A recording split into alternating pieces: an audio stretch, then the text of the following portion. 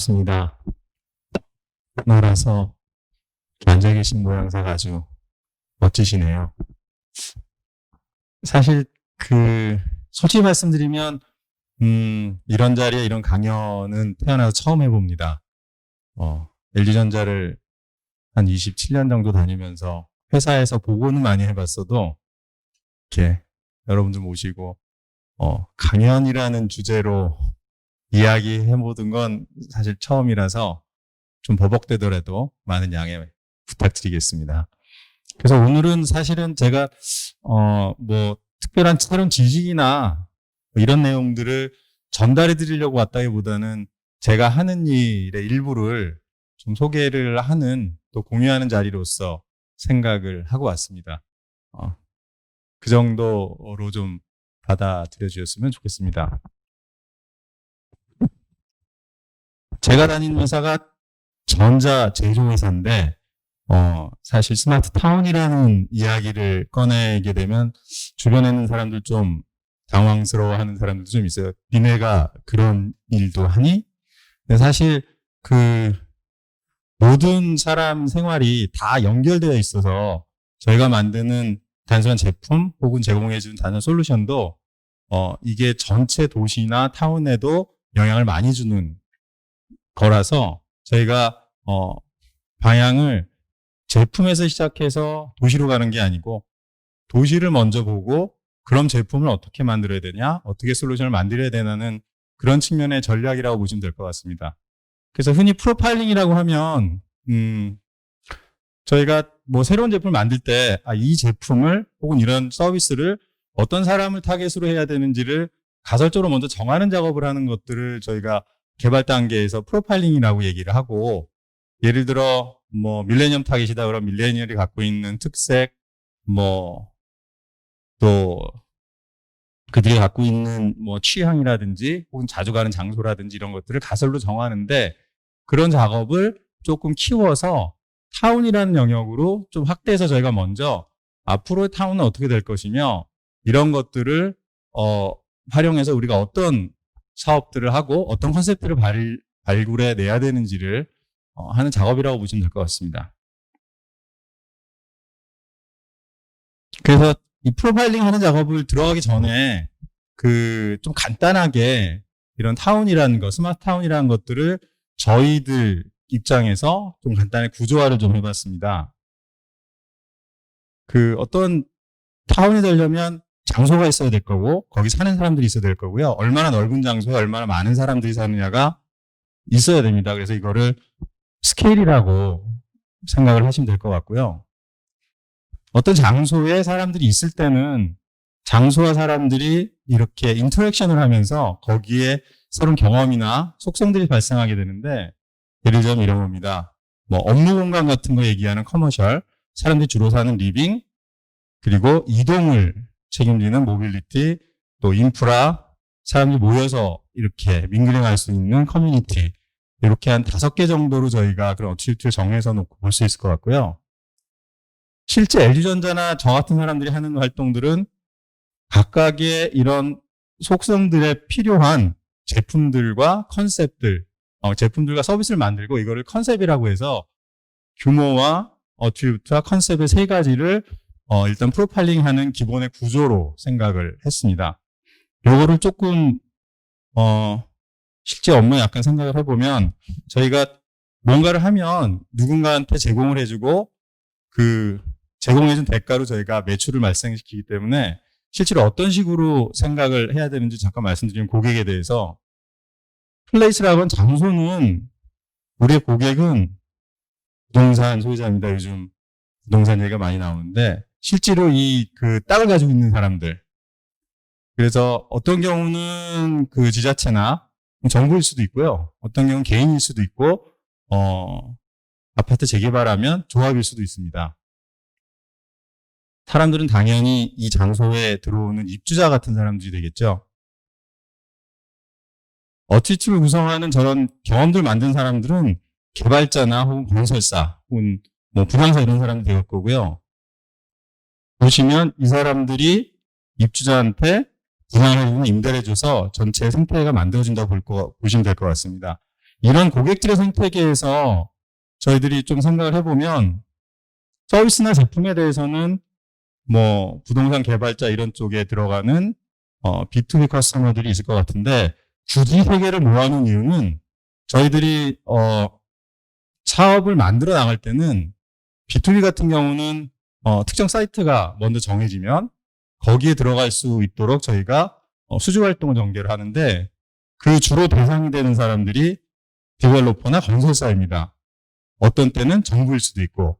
그래서 이 세 분들이 이 세 개의 그 고객들이 모여야 그 어떤 도시를 만들거나 타운을 만드는 것이 구성이 되기 때문에 제가 묶어서 이렇게 B2B 커스터머로 생각하고 사업을 영위를 하고요. 일반 고객들은 당연히 저희들의 고객들이 되겠죠. 그러면 시작하겠습니다. 먼저 그 스케일에 대한 것들을 저희가 어떻게 시작했는지 동영상을 보시면서 근데 원래 이렇게 그 차분하신 거죠? 분위기가. 제가 이게 잠깐 사실 뒷단은 별로 말씀드릴 게 없고요. 거의 동영상을 제가 보여드리면서 좀 이렇게 릴렉스 하시고 즐기시라고 가져왔는데 필요하시면 리액션을 좀 많이 해주셨으면 좋겠습니다. 제가 생애 처음 하는 강연이라서 분위기가 다운되면 되게 긴장을 많이 할 것 같습니다. 스케일에 대해서 먼저 말씀 좀 드릴게요.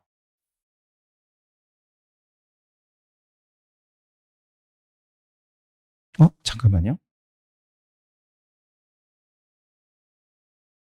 저기 볼륨이 완전 죽어 있는 것 같은데요.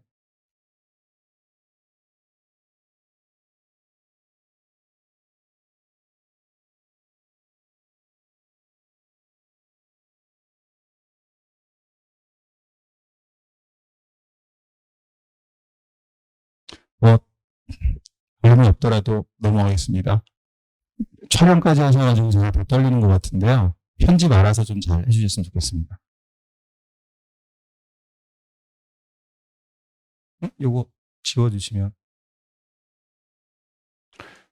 사운드가 나올까요?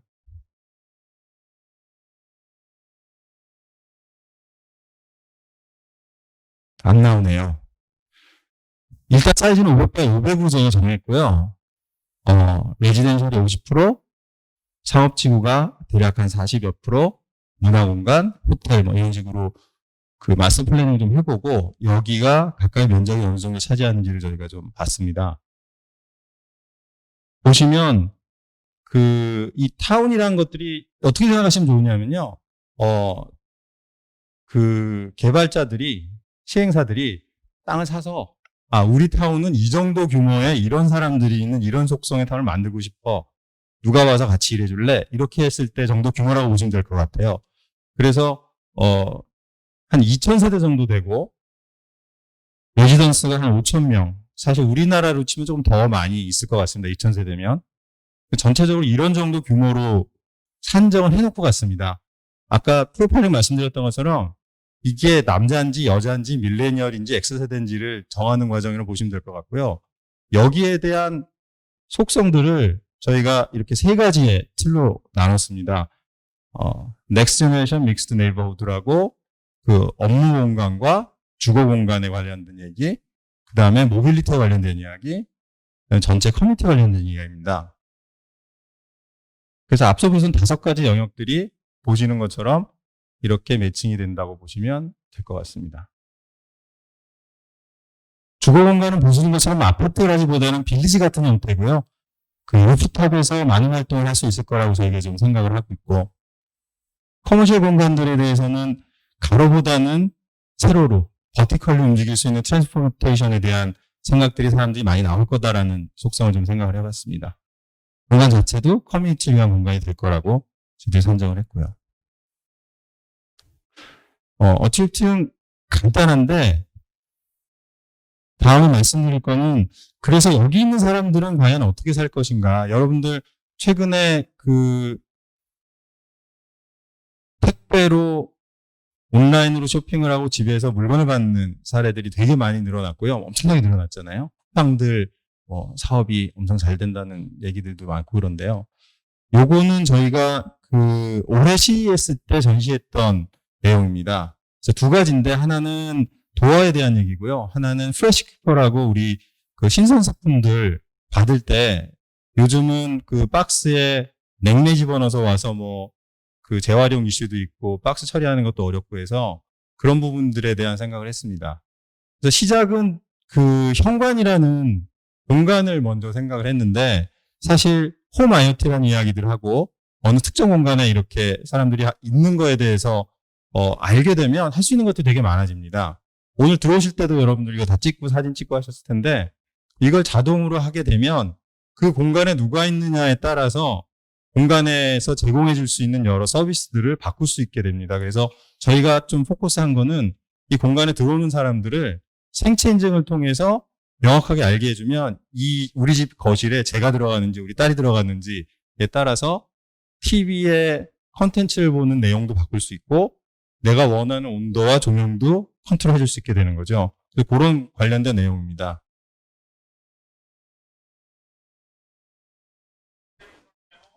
네, 영어지만 당황하지 마시고 어렵지 않으니까요.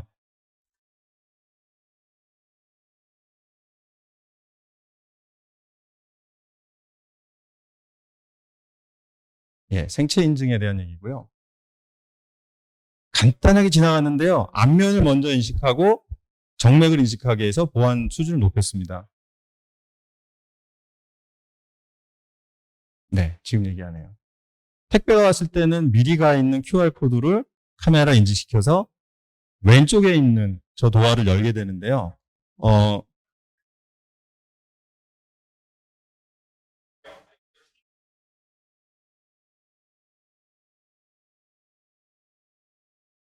그 아마 건축하셨던 분들도 계실 것 같은데 살짝 그냥 생각을 해보시면 아까 밖에서 택배 기사가 문에다가 태깅을 하고 왼쪽에 있는 문을 열었잖아요. 거기다 넣었는데 그 다음에 안으로 들어온 거예요. 안으로 들어와서는 이쪽 문으로 들어와서 옆에 있는 문을 열게 돼 있습니다. 말하자면 여러분도 댁에 있는 신발장 있잖아요. 신발장 바깥쪽으로 문이 달렸다고 보시면 될 것 같아요. 예, 잘 이해가 되실 것 같은데 여기가 바깥이고요. 여기가 현관이면 여기서 집어넣고 이쪽으로 꺼내는 겁니다. 그 느낌은 택배 기사가 밖에서 왼쪽에 있는 저 프레시키퍼 도어를 열고 계란이나 육류나 이런 신선식품 넣어놓으면 안쪽에서는 신발장 문을 열듯이 열어서 물건을 꺼낼 수 있는 구조예요. 이게 이런 부분들은 사실 공간 안에서 실제로 사용할 수 있는 부분들을 발굴해내는 작업을 굉장히 오랫동안 했고요. 그냥 밖에서 문 열고 안에서 꺼냅니다. 뭐 문에 달아 넣어서 문에 열고 문에다 넣어놓으면 안쪽 문에서 열립니다. 이렇게 했을 때 공간 활용성이나 이런 것들이 많이 떨어져서 그런 부분을 상당히 연구를 많이 했습니다.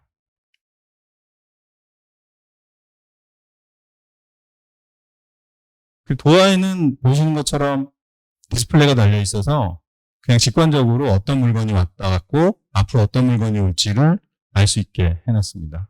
그래서 도어와 그 프레시키퍼가 연동을 해서 통합적인 서비스를 할 수 있는 솔루션입니다. 요거는 올해 CES 때 저희가 전시를 했던 내용이 되겠습니다.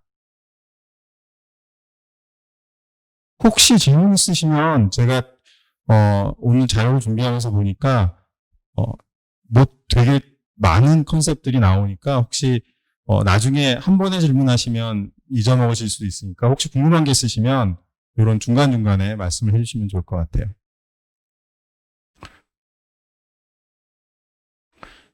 다음에 말씀드릴 그 컨셉 부분은 스토어에 대한 얘기입니다. 그래서 요거는 저희가 약간 선행적인 컨셉을 만든 거고요. 아까 소개하셨던 건 제가 퓨처 디자인 랩에서 프로젝트 디렉터를 맡고 있어서 일부 프로젝트는 아까 보셨던 것처럼 실제로 저희가 시외 전시하거나 혹은 사업자들한테 제안을 해서 사업화시키는 작업도 하지만 이렇게 될 수도 있어. 이런 컨셉이 필요해라는 선행적인 컨셉만을 제안하기도 합니다. 그래서 그 내용이 되겠습니다. 그 코로나 이후에 언택트가 되게 주요 화두가 됐었는데 이 시절에는 조금 더 공간의 활용성에 좀 포커스 됐다고 보시면 될 것 같습니다.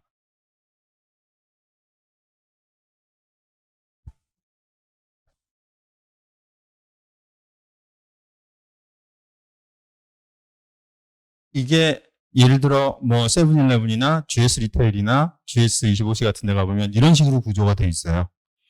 앞쪽에 커스터머들이 있고 실제 물건을 고를 수 있는 쉘프들이 쫙 있습니다. 뒤쪽에 스토어가 있고요. 여기는 그 점주들이나 직원들이 들어가서 물건 떨어지면 갖고 와서 올려놓거나 하고 물건을 받는 곳이기도 하죠. 근데 이러다 보니까 사람들이 몰려있는 것들이 그 틈틈이 그냥 물건만 사러 왔다 갔다 하는 공간이고요. 보통 이런 정도의 리테일 스페이스가 저희가 조사해 보니까 한 12평? 큰 데들은 25평짜리 드는데 그건 프리미엄 매장이고 보통은 한 10평 내외입니다. 그래서 공간을 다시 재구성을 좀 저희가 해보면, 아이고, 이런.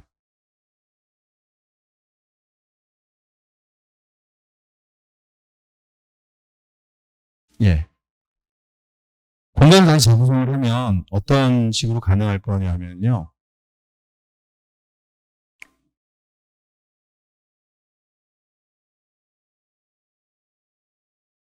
앞에 있던 쉘프들을 창고로 다 밀어넣어서 창고하고 쉘프를 한 공간으로 몰면 앞쪽에 6평 내지 7평 정도의 홀이 생길 수 있습니다.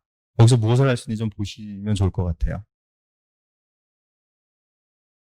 뒤쪽의 공간에서는 물건들을 저는 로봇들이 집어다가 앞으로 갖다 줘서 밖에 큰 디스플레이에서 내가 사고 싶은 것들을 선택을 하면 뒤에서 로봇들이 갖다 주고요.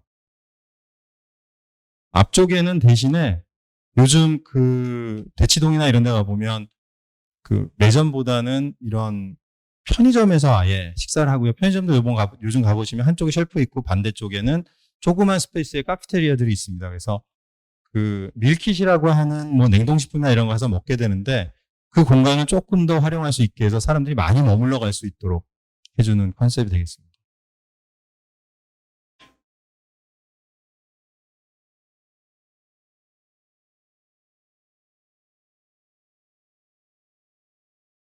예. 그래서 앞서 보이는 저런 디스플레이에서 요리를 어떻게 하는지 요리에 대한 광고도 보고 뒤쪽에서 필요한 음식들을 혹은 필요한 물건들을 주문하면 로봇이 가져다가 드롭해주는. 앞에 그런 공간들이 생기면 다양한 것들을 할 수 있습니다. 이쪽에서 뭐 커뮤니티 리빙룸 같은 형태로 사람들이 모여서 같이 섞이고 쉐어하고 또 혹은 뭐 스마트 팜 같은 것도 해볼 수 있을 거고 또 필요하면 커뮤니티에서 이 공간을 어떤 그 데모할 수 있는 그런 스페이스로 기업들한테도 렌탈을 해줄 수 있을 것 같습니다. 그래서 공간이 좀 바뀌면 사람들이 소통할 수 있는 공간이 더 생기고 그리고 굳이 사람들이 많이 들어가지 않은 공간은 저희가 IoT나 자동화를 이용해서 처리를 할 수 있고요. 이 부분은 이 뒤쪽에 있는 이 공간은 물류에서도 상당히 관심을 갖고 있는 공간이라고 보시면 될 것 같아요. 도시에서 물류가 굉장히 중요한 역할을 하지 않습니까? 피해 흐름처럼 물건이나 사람들을 특정한 공간에서 특정한 곳으로 이동시켜줘야 되는데 그때 조금 더 자동화를 많이 시킬수록 도시의 리소스를 최소화할 수 있고 그 효율이 높아지는데 그런 부분에서도 로봇이나 혹은 공간 구성이 상당히 큰 역할을 할 거로 보고 있습니다.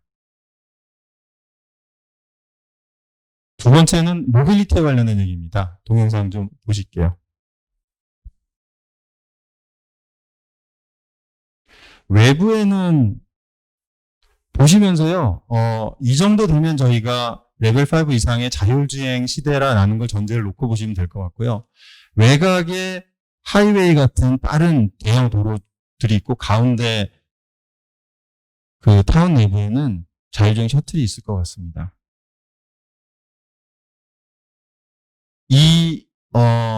아까는 셔틀이고요. 그러니까 자율주행 셔틀로 그 500바이 500짜리의 도시 안에는 그 셔틀이 돌아갈 거고 보시는 것처럼 워커블 타운이라고 하는 거는 요즘 그 특히 코로나 이후에 야외 활동들을 사람들이 더 선호하게 되고 새롭게 짓는 아파트들이나 단지들은 대부분 야외 포지션들 되게 넓혀 놓습니다. 뭐 주차장이 지하로 내려가는 건 벌써 한 10년 전부터 하는 트렌드가 될 거고요. 그런데 이 야외 공간을 어떻게 적용을 하느냐 혹은 이런 그 MXD라고 하는 복합 용도로 사용되는 공간들에서 외부를 그냥 우리가 기존의 도시 설계하듯이 그냥 바둑판 형태로 하는 것이 아니고 보시는 것처럼 약간 이런 그 뭐라고 해야 될까요? 복잡한 스파이더 웹 같은 형태로 해서 저기 보신 커뮤니티 노드라고 하는 여러 마치 그 로터리처럼 만나는 길들을 교차시킴으로 해서 거기서 사람들이 자연스럽게 만나면서 정보도 나누고 정도 나눌 수 있는 그런 공간들이 앞으로는 점점 더 중요해질 거라는 생각을 저희들이 좀 했습니다. 예. 그래서 먼저는 지금 컨셉 단계로 내려와서 말씀드릴 거는요. 이것도 저희가 2020년 CES 때 올해 전시했던 내용인데 그 쉐어드 모빌리티라고 아마 아실 겁니다. 쉐어드 모빌리티 하면 뭐 소카나 이런 것처럼 그냥 내가 필요할 때 빌려서 타는 차가 아니고 그런 류의 차인데 그게 자율주행 차가 됐다고 하면 그 차량의 내부는 어떻게 바뀔 것이며 그러기 위해서 준비해야 될 내용들이 어떤 것인지를 저희가 가상으로 차를 만들어서 CES에 전시했던 내용인데요. 보시면서 말씀드릴게요. 예, 커넥티드 카입니다.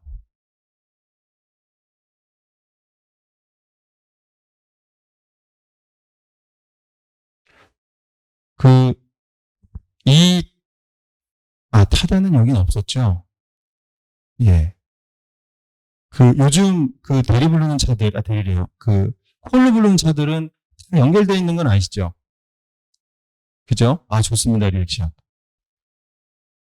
다 연결이 돼 있어서, 이건 약간 여담인데, 특히 타다 같은 경우에 기사들이 굉장히 힘들어 하십니다. 보통 과거의 택시는 산업재라고 해가지고, 왜 하루에 7만원, 12만원 이렇게 해서 그것만 내면 나머진 다 내 거. 그래서 본인들이 운전하는 것들을 자연스럽게 어때는 쉬고 어떤 땐 가고 뭐 돈을 벌 땐 벌고 쉴 땐 쉬고 이렇게 하는데 타다 같은 경우는 24시간 연결이 돼 있으니까 내가 어디 가 있는지 얼마나 어디에 서 있는지가 다 나타나서 되게 힘들다고 합니다.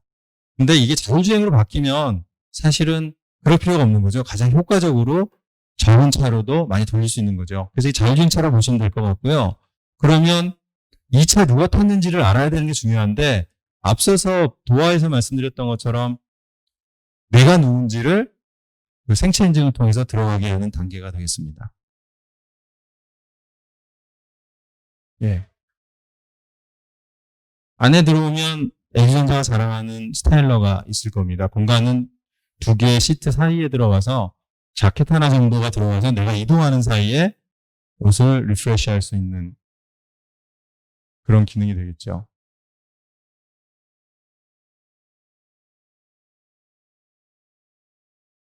여기에는 버추얼 퍼스널 어시스턴트가 말하자면 지금의 기사들이 하는 역할이라고 보시면 될 것 같아요. 내용을 좀 보시면 좋겠습니다.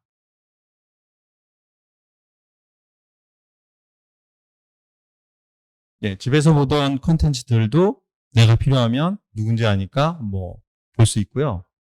이동하면서 음료수 같은 걸 먹고 싶으면 예, 음료수를 하나 뽑아 먹습니다. 마치 호텔에서 룸서비스처럼 뽑아 먹으면요. 아까 있었던 저 VPA가 누가 어떤 음료를 꺼내는지를 보고 내가 과금하고자 하는 카드에 자동으로 과금을 하게 됩니다.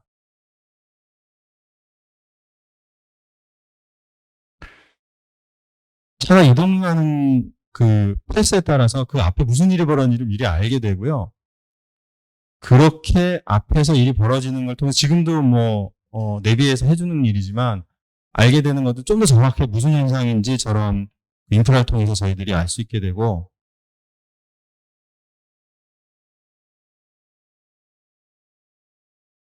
그렇게 되면 내가 가고자 하는 공간까지 20분이 늦는다, 30분이 늦는다 이런 정보를 정확하게 좀 더 알 수 있게 될 겁니다.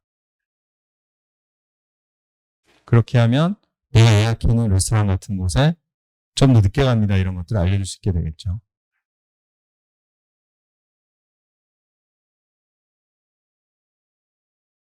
예. 질문 없으시죠?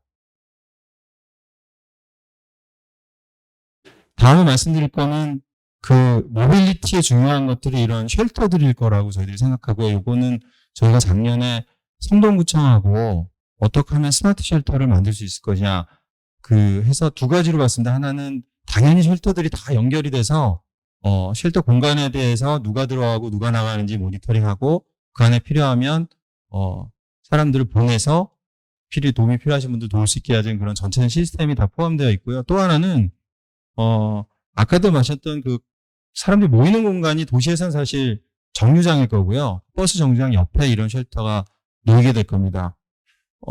눈치채셨으신 분들도 있을 것 같은데 일반적인 쉘터하고는 놓인 위치가 매우 다릅니다. 눈치채신 분. 역시 우리나라는 리액션이 없습니다. 이거 좀 이상하지 않으세요? 여기가 대로거든요. 이게 성동구청 앞인데요. 이쪽이 대로예요. 보통 뭐가 됐든 쉘터를 설치하면 도로에다 붙여서 설치하지 않습니다. 아닌가요? 아닌 모양이시네요. 이게 사실 아주가 좀 많았던 부분인데 정류장 옆에 쉘터를 설치를 하니까 사람들이 어떻게 쓰는지를 힌트를 좀 봤어요. 저희가 이 프로젝트를 런칭시키기 전에 강남구나 혹은 이런 부천시나 이런 데들도 이런 쉘터들을 했는데 이런 쉘터들이 사실 여기 보시는 것처럼 이건 밀폐형 쉘터입니다.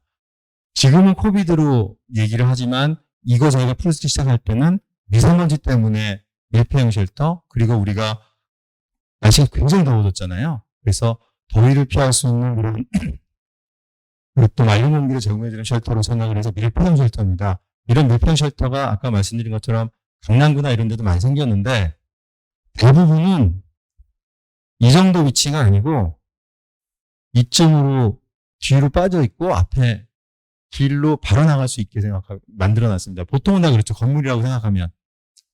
그래서 저희가 이걸 본 거는 아까 말씀드린 사람들 모이는 곳인데요. 왜 모이냐? 버스 타러 모이는 데거든요.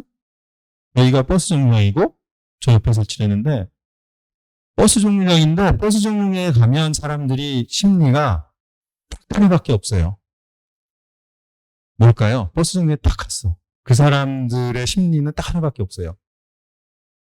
그죠? 내가 마스크 때문에 안 되는데 하여튼 그거 맞아요. 버스 안 놓치고 싶어 하는 거거든요. 버스 놓치신 분들 많잖아요. 한번 놓치면 한 20분씩 기다려야 되는데 절대 버스를 놓치지 않기 위해서 여러분들 내셔널 지오그래피 이런 데 보시면 동물원에 보시면 미어캣 아시죠? 이렇게 서가지고 이렇게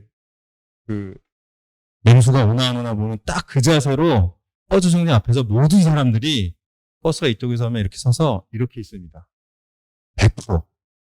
저희가 여러 버스 정류장을 찍었더니 특히 한동안 한표가 왔을 때 무슨 따슴손이 옹기누리손이 이렇게 해가지고 이런 천막을 쳐놓은 곳에도 사람들이 들어갔으면 다 이렇게 서 있습니다. 10명 계시면 10명이 다 그렇게 서 있어요. 그러니까 이 공간에서의 사람들의 니즈는 버스를 놓치지 않는 거거든요. 근데 또 하나는 그러다 보니까 경험해 보셨겠지만 버스 정류장에 버스가 많은 곳은 한 20종류의 버스가 와서 버스 번호별로 서 있기도 또 용이하지 않아요. 그러다 보니까 내가 원하는 버스가 딱 오면 사람들이 한 점을 향해서 미친 듯이 러시하게 돼 있어요. 그러다 보니까 이게 뒤로 가 있으면 이런 쉘터에 있던 사람들도 문 열고 나오고 지나가던 사람들도 부딪히고 저쪽에 버스에서 내려오는 사람들도 이 쉘터 앞에, 정류장 앞에가 진짜 전쟁터가 됩니다. 그러다 보니까 사람들이 어떤 경우는 도로로 안 나오고 메인 도로로 나와서 빙빙 돌아가는 경우도 있고요. 실제 부딪혀서 사고가 나는 경우도 많아요. 근데 거기에 이런 공간이 들어가면 조금 더 복잡한 현상이 나타나게 되더라고요. 그래서 저희가 본 거는 저쪽에 보시는 것처럼 가장 가시성이 좋은 형태의 쉘터를 보완을 했습니다. 그리고 아예 사람들이 부딪히지 않도록 앞쪽으로 붙이고요. 여기 들어가면 밖에 있을 때보다 내가 탈 버스가 언제 얼마큼 왔는지를 굉장히 쉽게 볼 수 있게 되어 있습니다. 그래서 아까 말씀 두 가지를 염두로 둬서 요거를 제작을 했고요. 생각보다 쉘터가 되게 비싸더라고요. 그래서 저희가 그런 IoT와 디자인을 제공을 해주고 지역의 중소업체가 제작을 해서 납품하는 형태의 비즈니스를 만들어냈던 사례가 되겠습니다. 성동구에서 만든 영상 조금 편집해서 받았습니다.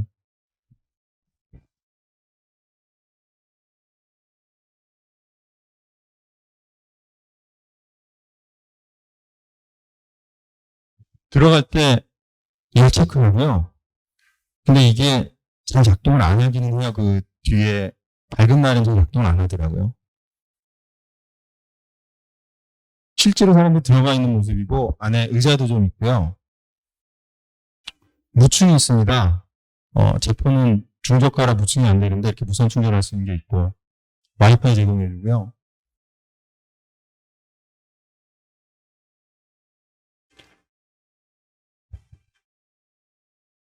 아이고.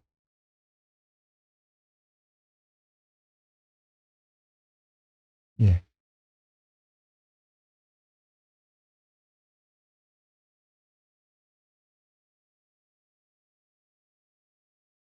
또 나오네요.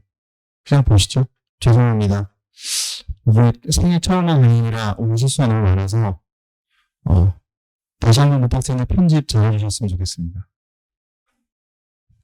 예.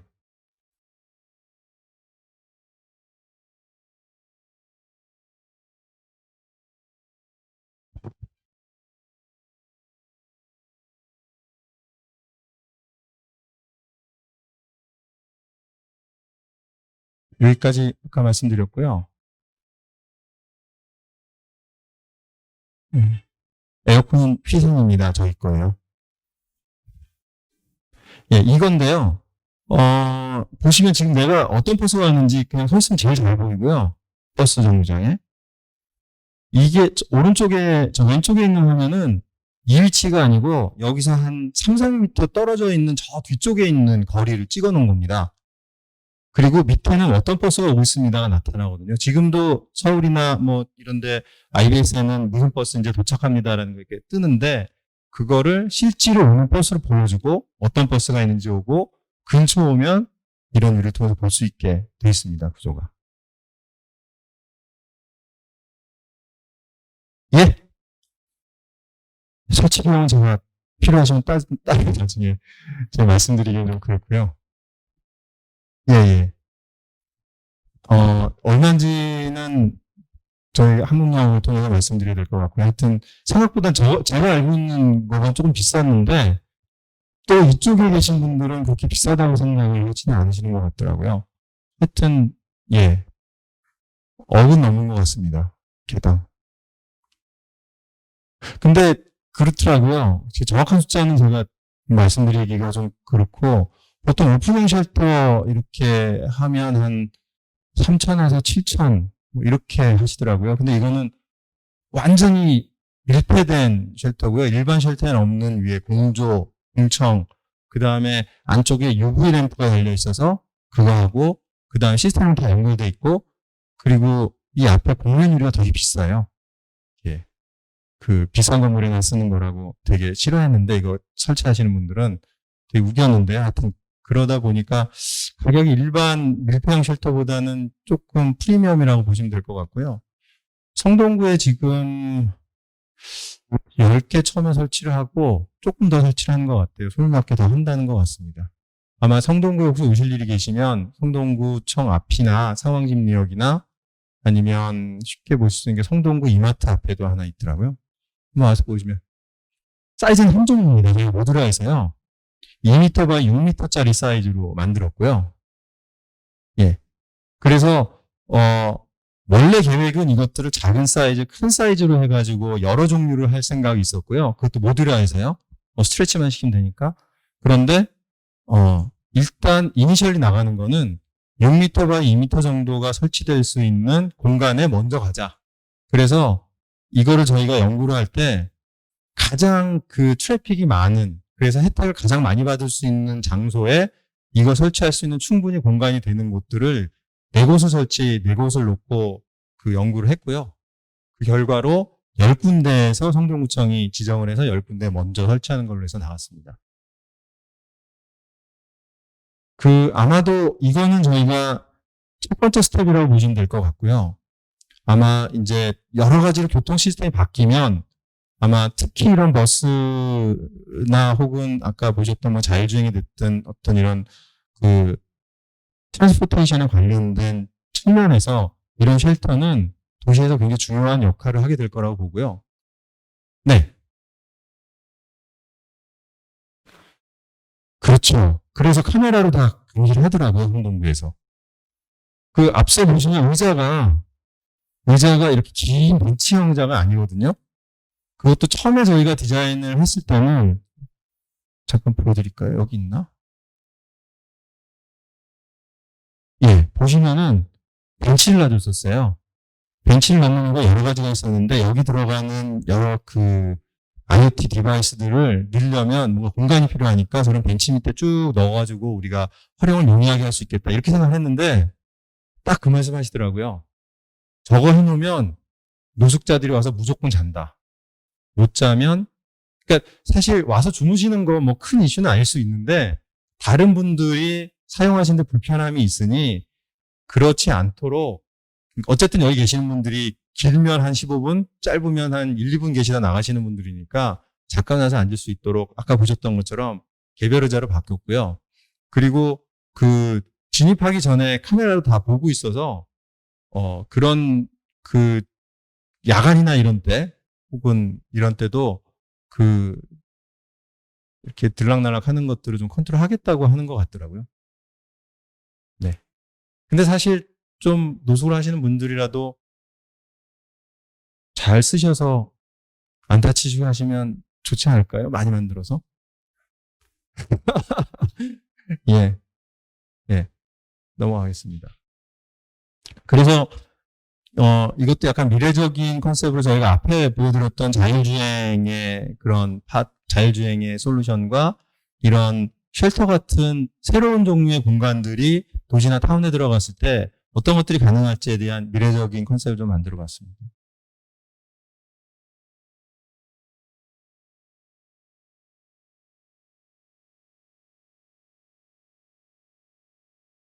그, 아까 보셨던 쉘터가 오피스도 될 수 있을 것 같고요. 그래서 뭐 디스플레이가 있거나 안에 화상회의를 할 수 있는 장비가 들어가거나 혹은 뭐 포장마차가 될 수 있는데 무인 리테일이 될 수도 있을 것 같습니다. 여기에 지금 보신 것처럼 똑같은 모듈화되어 있는 유닛이 오면 조금 더 넓은 공간으로서 다른 용도로 활용할 수 있을 거고요.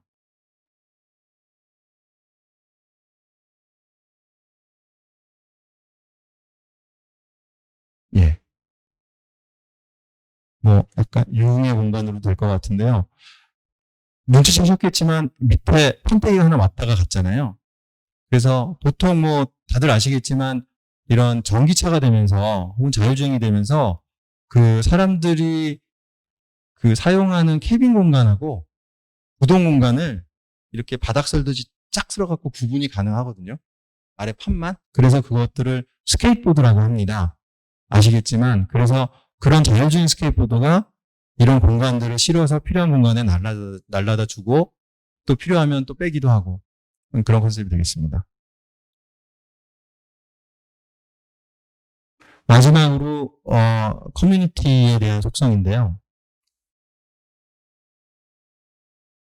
이거는 아까 보셨던 그런 슈퍼 워커블에 이어서 그 공간상의 자연 녹지 공간과 그다음에 사람들이 모이는 커뮤니티 스페이스에 대한 얘기입니다. 그래서 저쪽 왼쪽에 있는 저 위쪽에 있는 상업지구와 아래쪽에 있는 이 주거의 사람들이 단기적으로 이 타운에 들어왔다 나가는 사람, 여기 거주하는 사람들이 자연스럽게 섞이면서 새로운 가치를 만들고 궁극적으로는 24시간 이 공간이 돌아가면서 어, 땅값을 높여주는 거죠. 부동산 가치를 높여서 여기 있는 사람들한테 좀 더 많은 베네핏을 줄 수 있도록 해주는 그런 컨셉이 되겠습니다.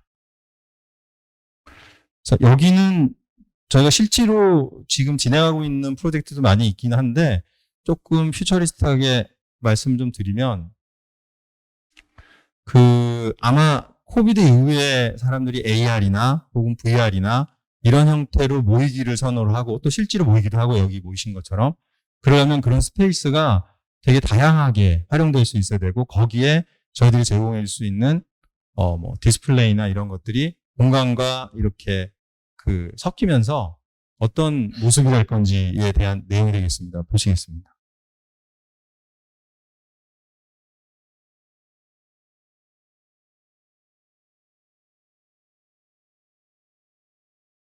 조형물을 전시하는 디스플레이 공간, 저 위쪽에 보시는 것처럼 저 위쪽이 다 디스플레이가 되면 그 지금은 서울 하늘이었다가 파리 하늘이었다가 뭐 이런 예술 작품이 돌아갈 수도 있고요.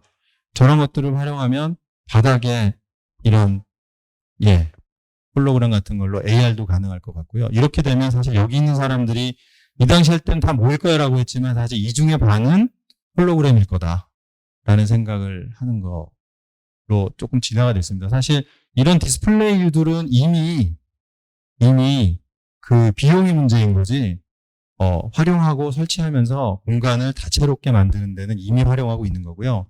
이것들을 그 커뮤니티 상에서 어떻게 사람들이 다 잘 모이고 또 그 가운데 가치를 낼 수 있을지에 대한 용도적 측면에서 저희가 좀 고민을 많이 해야 될 것 같습니다. 그 마무리 좀 하겠습니다. 사실 이게 이 세션이 이제 디자인 전략에 관련된 세션이고 제 영역에 혹시 있을지 모르겠는데 저희가 그 디자인 전략 실장을 하면서 이게 사실 미래 준비를 하는 데 있어서 기업은 사실 시간이 되게 중요하잖아요. 그러다 보니까 지금의 관점보다는 조금 미래적 관점으로 가고 미래적 관점에서 보여준 썸띵을 지금 시점에 어떤 걸 준비해야 되는지 정하는 게 굉장히 중요합니다. 예를 들어 우리 회사에 최근 나오는 뭐 스마트폰이 이게 롤러블 TV라고 하죠. 롤러블 TV가 롤러블이 필요해라고 얘기한 게 한 석 달 전이지는 않을 거잖아요.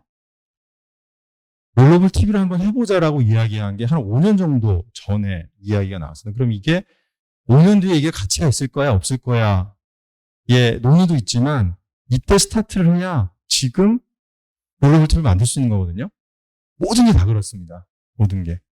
그래서 이 프로파일링이란 게 한편으로는 고객을 이해하고 그 시장에 나가는 수단이고 그래서 그런 영역에 새로운 사업들을 어떻게 만들 수 있을 건지에 대해서 고민하는 수단도 되지만 반대로는 내부적으로 무엇을 해야 되는지를 먼저 정리하는 수단이기도 합니다. 그래서 약간 이거를 매트릭스처럼 좀 만들어 보시면요. 두 개 축이 있다고 보시면 될 것 같아요. 하나는 고객을 얘기하는 어트리뷰트. 또 한 축은 우리가 제안하는 컨셉들.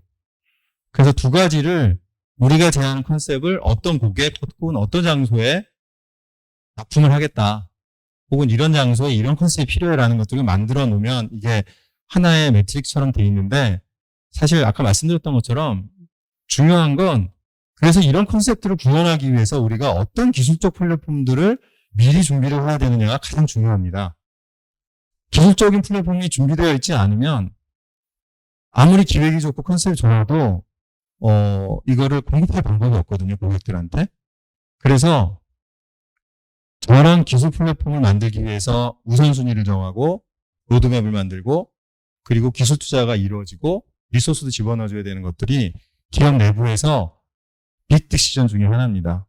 그래서 그런 것들을 원활하게 의사결정을 할 수 있게 하고 전체적인 방향을 디자인적 관점에서 끌어내기 위한 수단으로 오늘 보여드린 이런 프로파일링 작업들을 저희가 지속적으로 하고 있고 이게 한번 해놔서 뭐 한 5년, 10년 이렇게 끌고 가는 게 아니고 거의 매년 이렇게 롤링해가면서 미래가 이렇게 고정된 타겟이 아니고 무빙 타겟으로 놓고 그때에 우리가 어떤 타운, 어떤 도시를 타겟으로 어떤 서비스와 제품들을 개발하고 이걸 하기 위해서는 어떤 기술적인 것들에 대해서 먼저 투자하고 리소스를 집어넣을 것인가를 의사결정을 하는 그런 전략적인 전체적인 프로세스를 보여드렸다고 보시면 될 것 같습니다. 질문 있으면 하고요. 오늘 제가 말씀드릴 건 여기까지입니다.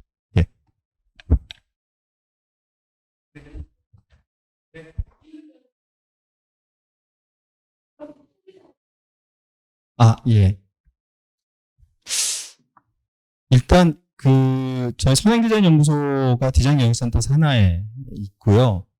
저희는 주로 하는 일들이 이제 말씀드리기 전에 제조업이 끝나가잖아요.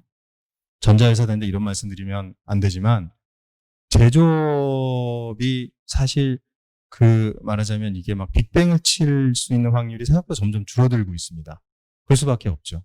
그래서 세상을 휘어잡는 정도로 저희 가전처럼 1등을 하지 않으면 다 죽거든요. 그런데 주구장창 저희가 평생 1등 할 수 있는 건 아닌 거라서 아까 말씀드린 것처럼 어떻게 하면 우리가 미래를 위해서 뭘 준비할 수 있지?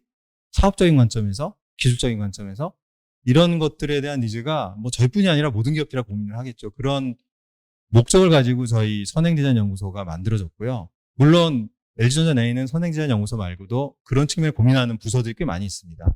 저희들은 좀 더 디자인적인 관점에서 고민을 하는 거고, 그래서 저희 쪽에 있는 인원들이 제품 디자이너, UX, 사업개발, 그리고 저처럼 이것저것 다 아는 이런 사람들은 좀 모여 있고요.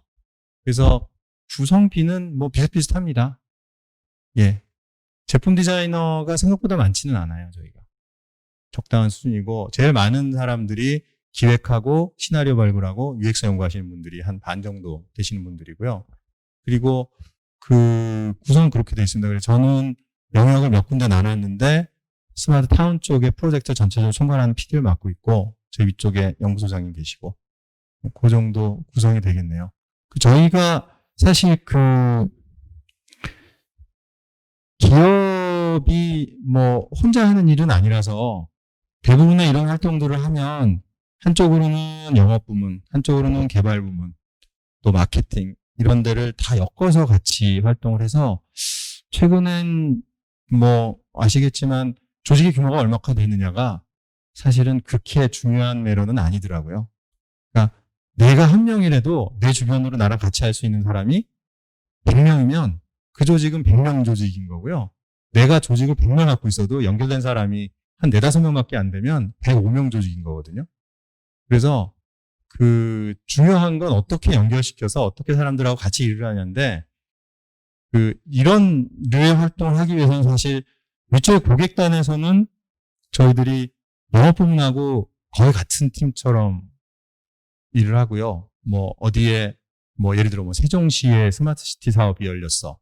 그러면 그 사업에 들어가기 위해서 우리가 뭐 CNS나 이런 그룹사들하고도 같이 묶여서 일하지만 내부적으로는 그 수주로 활동을 하는 영업팀, 그 다음에 어떤 방식으로 수주를 하고 무엇을 집어넣어야 될지를 기획하는 팀, 저희 디자인팀, 그리고 거기에 대한 스토리를 만드는 것들이 타스크로 만들어져서 돌아가서요.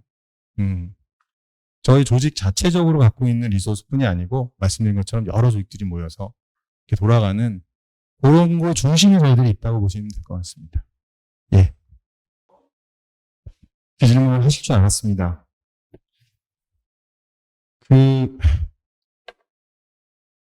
중요하죠. 근데 중요한 거를 좀 잘 보시는 게 좋을 것 같아요. 폰이 사실 허브 역할을 많이 하죠. 폰이 없으면 이제는 못 사니까. 누가 그러더라고요. 제가 안경을 쓰고 있지만 제가 안경을 쓰고 있는 시간보다 폰을 갖고 있는 시간이 더 긴 것 같더라고요. 폰이 되게 중요한 것 같지만 사실 들여다보면 앞서 보여드린 이런 것들 포함해가지고 가전 혹은 뭐 공공 인프라 이런 것들이 연결돼서 보여줄 수 있는 썸띵인 거고요. 그걸 연결시켜주는 게 중요하고 그걸 연결시켜줄 때 단말기는 그저 단말기인 뿐이고요. 사실 어떻게 네트워크로 연결해서 어떤 솔루션을 제공하느냐가 더 중요하거든요.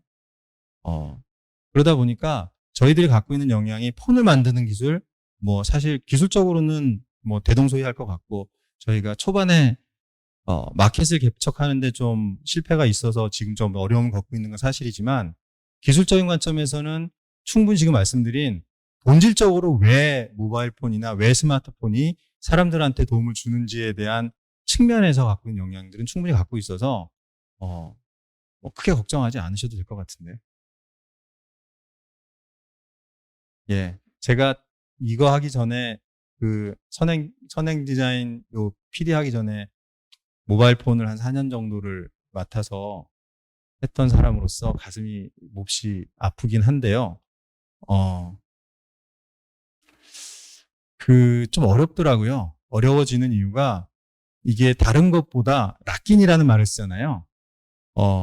냉장고는 락인이 한번 되면 10년을 쓰거든요. 그리고 냉장고는 브랜드를 바꿔도 사실 내 생활에 그렇게 불편하진 않아요. 냉장고 사용하는 것들이 내가 익숙해져서 마치 자판의 키퍼티키처럼 커트키를 A, B, C, D 순서대로 해놓으면 사람들 막 미치는 것처럼 그러진 않거든요. 근데 폰은 아까 말씀드린 것처럼 24시간 들고 다니다 보니까 그 첫 번째 폰은 뭘 썼느냐가 굉장히 크게 작용을 하더라고요. 그리고 점점 시간이 지나면서 이게 이제 그 기술적인 완성도, 퍼포먼스 측면에서는 누가 만들어도 비슷한 거죠. 그러다 보니까 이제 뭐 누구 말로는 마케팅 잘못해서 그래, 누구 말로는 뭐 무슨 고객 커뮤니케이션 잘못해서 그래, 뭐 이렇게 얘기는 하지만 사실은 아직 저희가 고객들이 갖고 있는 그 락인돼 있는 거를 넘어서기 위한 충분한 혁신이 좀 부족했던 부분은 뭐 인정할 수밖에 없을 것 같아요.